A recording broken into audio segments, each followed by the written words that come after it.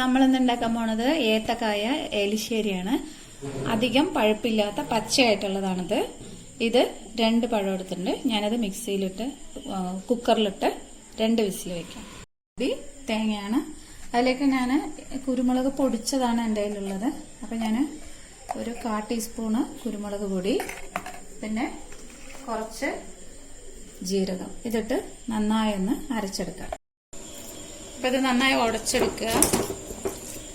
അതിനുശേഷം അതിലേക്ക് ഉപ്പ്,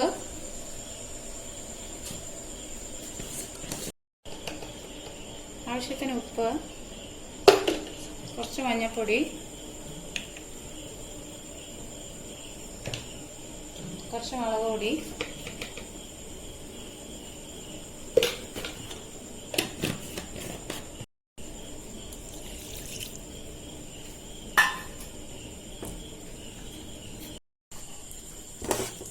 ഇതൊന്ന് ഇളക്കുക.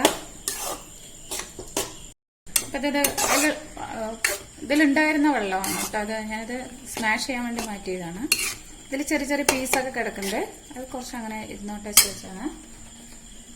ഇതിൽ ചിലർ ഉള്ളിയൊക്കെ ചേർക്കാറുണ്ട്. ഞാൻ ഉള്ളി ചേർത്തിട്ടില്ല.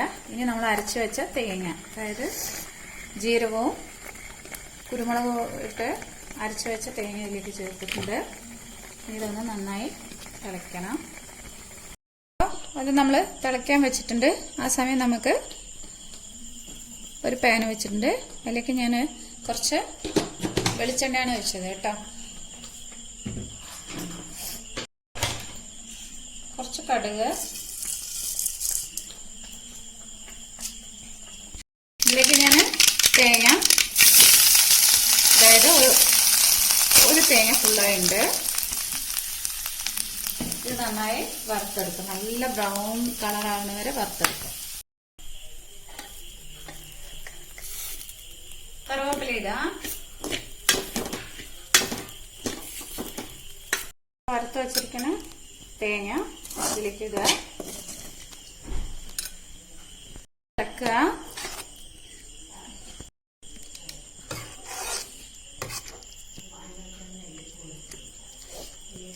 അപ്പം നമ്മുടെ എലിശ്ശേരി റെഡി ആയിട്ടുണ്ട്.